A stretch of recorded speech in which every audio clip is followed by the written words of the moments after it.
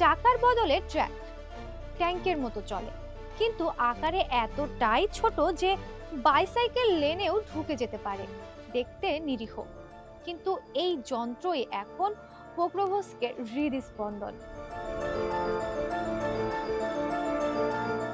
পোক্রোভস্কের 90% সরবরাহ এখন এই ইউজিভি দিয়েই যায়।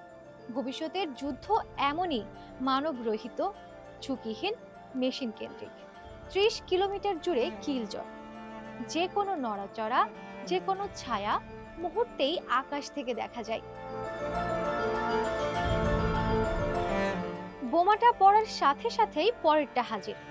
আর্টিলারি মর্টার, সব দিক থেকে আঘাত।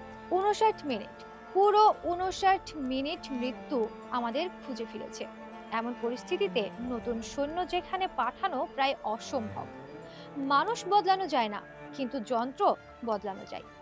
এ কারণেই ইউজিভি এখন পোক্রোভস্কের মেরুদণ্ড।